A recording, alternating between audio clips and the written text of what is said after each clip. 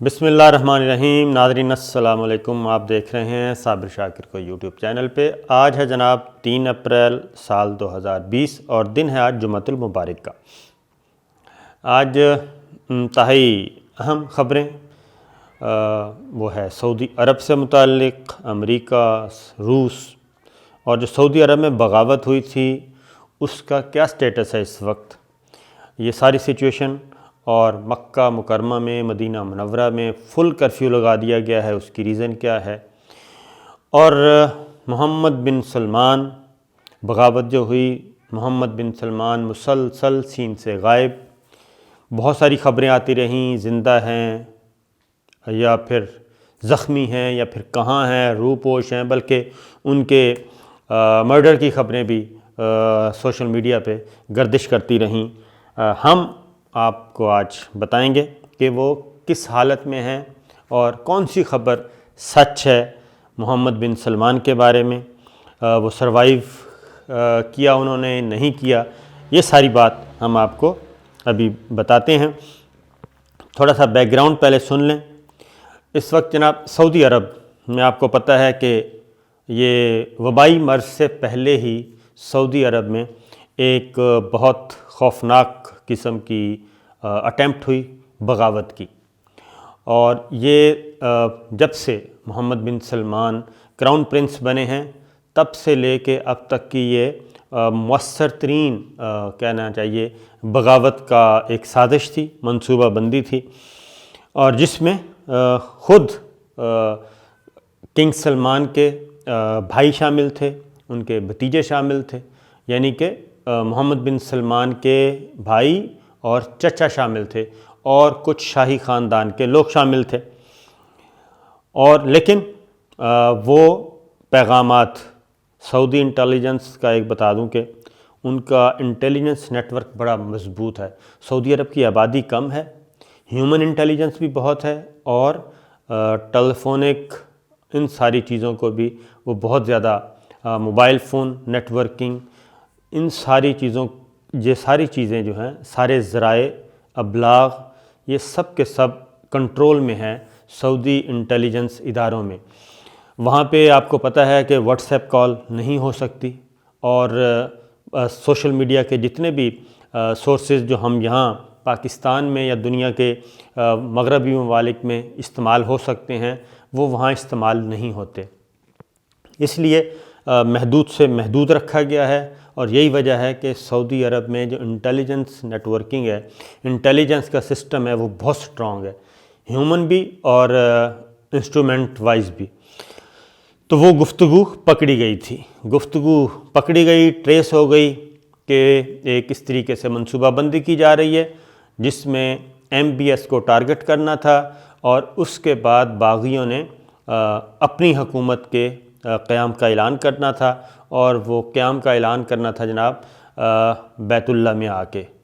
مکہ مکرمہ میں اور مسجد نبوی میں، یہاں دونوں حرمین کا کنٹرول سنبھالنا تھا ان باغیوں نے، اور اس کے بعد اعلان کرنا تھا۔ یہ تھی ایک پلاننگ جو کہ بروقت پکڑی گئی، اور گرفتاریاں ہو گئیں، اور بہت سی گرفتاریاں، اور اس کے بعد مسلسل اس وقت سے لے کے اب تک سناٹا ہے کہ کون کس حالت میں ہے، کچھ پتہ نہیں، اور ایک وسیع شاہی خاندان کے اندر بھی گرفتاریاں ہوئیں۔ اس میں ہوا یہ کہ اس میں ایک اور چیز سعودی انٹیلیجنس کو پتہ چلی، سعودی انٹیلیجنس کی اپنی بھی اور دوست ممالک نے بھی ان کو بتایا، وہ یہ تھا کہ ایران بھی اس میں کہیں نہ کہیں شامل ہونا تھا۔ ایک طرف بغاوت ہونی تھی، اس کے بعد ایران نے بھی اس میں، ایران کا ہاتھ اس طریقے سے کہ یمن میں تو ایران کی فورسز بھی، یعنی کہ پروکسی وار یمن میں چل رہی ہے، وہاں پہ جو حوثی باغی ہیں ان کو ایران سپورٹ کر رہا ہے، اور حوثی باغیوں کے اگینسٹ سعودی فوج نبرد آزمہ ہے، وہ لڑائی لڑ رہی ہے۔ پھر یہ ساری چیزیں، اور آپ کو پتہ ہے کہ کچھ ہی عرصہ پہلے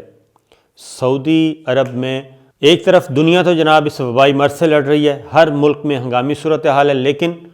سعودی عرب میں یہ پچھلے ہفتے ہی 10 دن پہلے دو میزائل داغے گئے جی، اور وہ دونوں میزائل ایرانی ساختہ تھے اور بیلسٹک میزائل تھے، لیکن وہ ایک تو قبل از وقت اطلاع ہو گئی اور اس کے بعد سعودی جو فورسز ہیں انہوں نے اس کو کیا کہنا چاہیے ضائع کر دیا، فضا میں ہی ان کو اٹیک کر دیا تھا، تو وہ دونوں میزائل جو ہیں وہ ہٹ نہیں کر سکے تھے اپنے نشانے کو، فضا میں ہی پھٹ گئے تھے، ان کے پیسز بھی دکھائے۔ تو یہ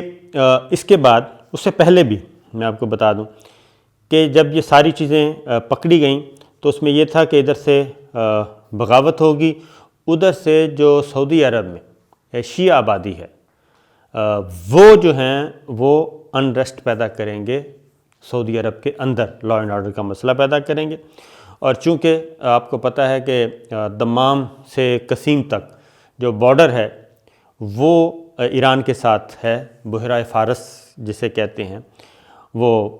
پرشین گلف جسے کہتے ہیں، اس کے ساتھ ساتھ تو وہ ساحلی پٹی جو ہے وہ بھی سعودی عرب نے سیل کر دی تھی، اور سیل کر کے ان کو محدود کر دیا تھا، تقریباً کرفیو تھا۔ جب یہ بیلسٹک میزائل فائر کیے تو اس کے بعد مزید کنفرم ہو گیا کہ یہ جو اٹیمپٹ ہوئی ایک بغاوت، اور دوسرا یہ جو اٹیمپٹ کی گئی بیلسٹک میزائل فائر کیے گئے، اس میں یہ کنفرم ہو گیا سعودی انٹیلیجنس کے مطابق کہ اس میں ایران ملوث ہے اور ایران کا ہاتھ ہے۔ یہ وہ صورتحال تھی جہاں سے مزید کان کھڑے ہوئے۔ اس کے بعد یہ وبائی مرض کو سامنے رکھتے ہوئے سعودی حکومت نے یعنی کہ کنگ سلمان نے یہ پھر سارے پابندیاں لگانا شروع کیں۔ ایک طرف وبائی مرض کی وجہ بھی تھی، دوسری وجہ سیاسی بھی تھی۔ تو یہ ساری چیزیں پچھلے تقریباً ہم 1.5-2 ماہ سے دیکھ رہے ہیں، اور جب سے یہ بغاوت ہوئی ہے اور یہ لوگ گرفتار ہوئے ہیں، کنگ سلمان کے بھائی، ان کے بھتیجے یعنی کہ MBS کے چچا اور ان کے کزن اور ان کے بھائی بھی یعنی کہ کنگ سلمان کا بیٹا بھی، جب سے یہ اریسٹ ہوئے ہیں اس کے بعد یہ سارے انتظامات کیے جا رہے تھے۔ اور اگلی بات آپ کو معلوم ہے کہ 3 دن پہلے صرف خبر چلی تھی کہ جی مطاف کھول دیا گیا ہے محدود پیمانے پہ اور طواف شروع ہو گیا تھا، لیکن جناب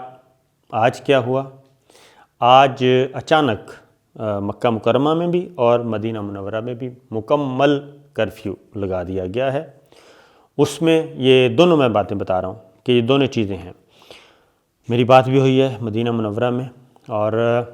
سب سے پہلے خبر بھی ہم ہی نے دی تھی اپنے پروگرام میں ARY میں۔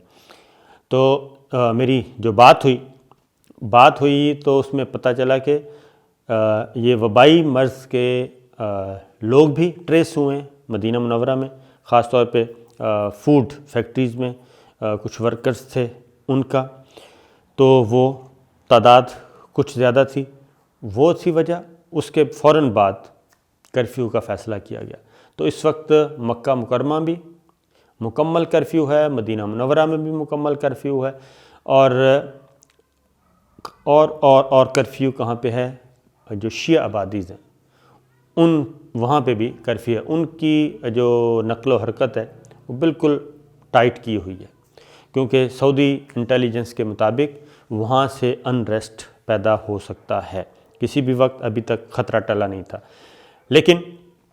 ہماری جو آج مختلف سورسز سے بات ہوئی سعودی عرب میں، تو اس میں یہ تھا کہ مکمل کنٹرول اب حاصل کر لیا ہے، اور بغاوت تقریباً مور دین 99% کچلی گئی ہے۔ کوئی اگر ایک آدھ بندہ یا ایک آدھ گروپ اگر بچا ہوا ہے ابھی تک، تو اس تک بھی پہنچا جائے گا، کیونکہ میں نے آپ کو بتایا کہ سعودی عرب کا جو انٹیلیجنس سسٹم ہے وہ بہت آبادی کم ہے، اور سسٹم کو کنٹرول کرنا اور گفتگو کو سننا، فون ٹیپ کرنا، یہ ساری چیزیں بہت آسان ہیں۔ تو یہ بات، لیکن ہیومن انٹیلیجنس بھی وہاں پہ بہت زیادہ ہے، سعودی انٹیلیجنس لوگوں کو بہت زیادہ انگیج رکھتی ہے۔ یہ چیز جناب ایشو تھی۔ اس کی ایک اور وجہ بھی بتا دوں کہ یہ سیاسی کے ساتھ ساتھ وبائی مرض، مدینہ منورہ میں سب سے زیادہ نمبرز ہیں جی، اس وبائی مرض کے، مکہ مکرمہ میں بھی ہیں اور جدہ میں بھی ہے،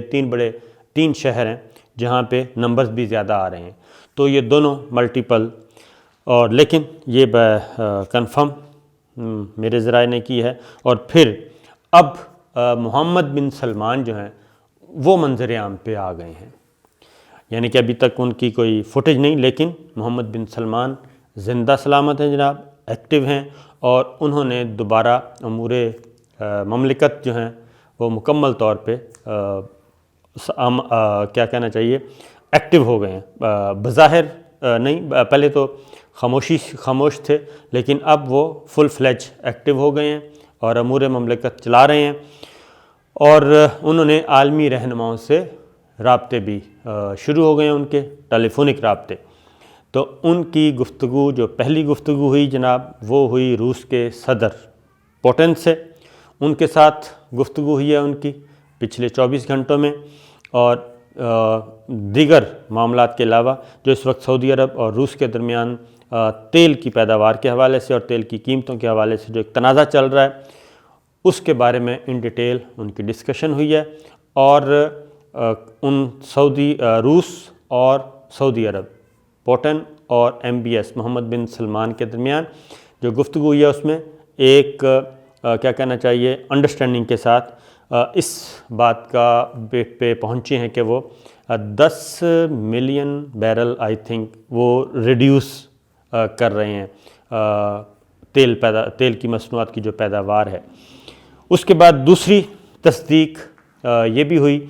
کہ صدر ٹرمپ کی بات ہوئی ہے محمد بن سلمان سے محمد بن سلمان سے پریزیڈنٹ ٹرمپ کی بھی ٹیلی فونک رابطہ ہوا ہے، اور پریزیڈنٹ ٹرمپ نے ٹویٹ بھی کیا اس بارے میں کہ ان کی محمد بن سلمان سے ٹیلی فون پہ بات ہوئی ہے، جو کہ بہت مفید اور مثبت رہی۔ اور پریزیڈنٹ ٹرمپ نے یہ اپنے ٹویٹ میں یہ بتایا ہے، اس بات کو بھی کنفرم کیا ہے کہ پوٹن کی اور محمد بن سلمان کی بھی ٹیلی فون پہ بات ہوئی ہے، اور پریزیڈنٹ ٹرمپ نے کہا کہ مجھے اس بات کی خوشی ہے کہ روس اور سعودی عرب، پوٹن اور محمد بن سلمان ایک معاہدے کے تحت میوچل انڈرسٹینڈنگ سے وہ ایک پہنچ گئے ہیں ایک مفاہمت پہ کہ تیل کی پیداوار جو ہے وہ 10 ملین بیرل کم کر دی جائے گی، اور اس سے آئل انڈسٹری سٹیبل بھی ہوگی اور اس کو فائدہ بھی پہنچے گا۔ تو اس طریقے سے جناب ماضی میں یا آج سے 2 مہینے پہلے تک اس دوران جتنی بھی خبریں چلتی رہیں کہ جی وہ آپ کو یاد ہوگا کہ سوشل میڈیا پہ کچھ ڈیڈ باڈیز بھی جاتی ہوئی دکھائی گئیں بیت اللہ میں، کہ جناب یہ شاہی فیملی کے وہ جا رہے ہیں ڈیڈ باڈیز جو اس دوران اس بغاوت میں مارے گئے تھے، حالانکہ وہ فیک تھی۔ وہ فوٹیج جو ہے وہ ایک اور حادثہ جو ہوا تھا اس سے پہلے مکہ مکرمہ میں بیت اللہ کی جو توسیع کا کام ہو رہا ہے، وہ ان لوگوں کی ڈیڈ باڈیز تھی جو جوڑ دی گئی کہ جناب یہ جو حالیہ بغاوت ہوئی ہے یہ وہ ڈیڈ باڈیز، اس میں جو مارے گئے لوگ یہ ان کی ڈیڈ باڈیز ہے، اور یہ شاہی فیملی کے لوگ ہیں۔ وہ بالکل غلط فوٹیج تھی، غلط خبر تھی جو جوڑی گئی۔ تو اس طریقے سے محمد بن سلمان زندہ ہیں اور کنگ سلمان بھی زندہ ہیں، اور بغاوت مکمل طور پہ کچل دی گئی ہے،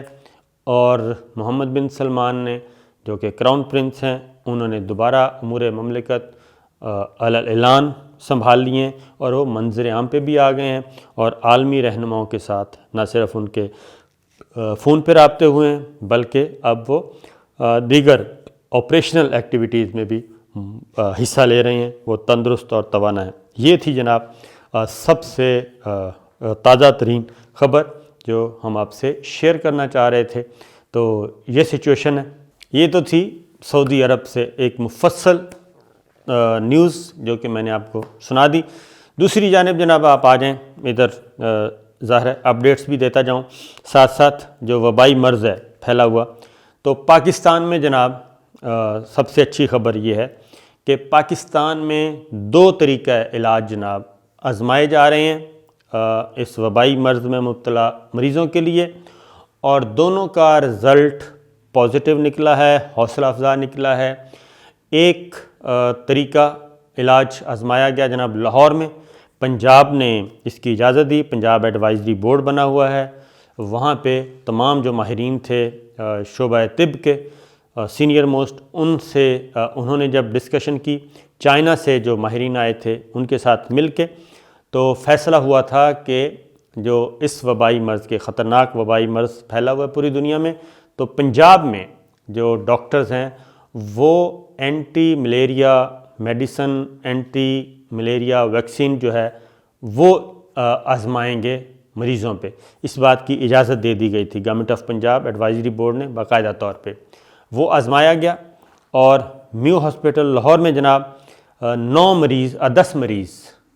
اس طریقہ علاج سے صحت یاب ہو گئے ہیں، اور ان کا جو وبائی مرض کا جو رزلٹ پہلے پازیٹیو تھا وہ نیگیٹو آ گیا، اور ان کو ڈسچارج کر دیا گیا ہے۔ یہ ایک خبر تھی، یہ طریقہ علاج پاکستان میں کامیاب رہا، اور اب اس کو بڑھایا جا رہا ہے۔ اور دوسرا جناب طریقہ علاج وہ ہے سندھ میں، ڈاکٹر طاہر شمسی نے یہ سلسلہ شروع کیا تھا، وہ یہ تھا جناب کہ پلازمہ لیا جائے، اور وہ پلازمہ لیا گیا، یعنی کہ جو اس وبائی مرض میں مبتلا مریض ہوتے ہیں، جب وہ صحت مند ہو جائیں، صحت یاب ہو جائیں، تو وہ اپنا بلڈ دے سکتے ہیں، اس بلڈ کے مخصوص سیلز استعمال کیے جس کو پلازمہ کہتے ہیں سادہ زبان میں، تو وہ استعمال کیے جاتے ہیں، وہاں سے پھر لے کے اس پلازمہ کو بیمار مریض جو ہیں ان پہ آزمایا جاتا ہے۔ تو اس طریقے سے یہ طریقہ علاج بھی سندھ میں کامیاب ہو گیا ہے، تو یہ ایک بہت بڑی کامیابی ہے پاکستان میں، ایک پاکستان کے لیے بلکہ خوشخبری ہے کہ پاکستان کے ڈاکٹرز اب اس معاملے کو آگے بڑھا رہے ہیں اور علاج شروع کر رہے ہیں، اور اس کا نتیجہ بہتر آ رہا ہے۔ پھر ایک اور چیز میں آپ کو بتا دوں کہ پاکستان کے جو ماہرین ہیں، ایکسپرٹس، ٹیکنیشین، مختلف قسم کے وہ وینٹیلیٹرز کا جناب کلیم آیا تھا، مختلف لوگوں نے کلیم کیا تھا کہ جی ہم وینٹیلیٹرز بنا سکتے ہیں، تو دو لوگوں کو یا دو لوگوں کو کہہ لیں، 2 ماہرین کو اس کا ماڈل جو ہے وہ اپروو ہو گیا ہے، تو لہٰذا اب وینٹیلیٹرز بھی پاکستان میں بنانا شروع کر دیے جائیں گے۔ تو یہ 2-3 خبریں تھیں، تو یہ بھی میں نے کہا شیئر کر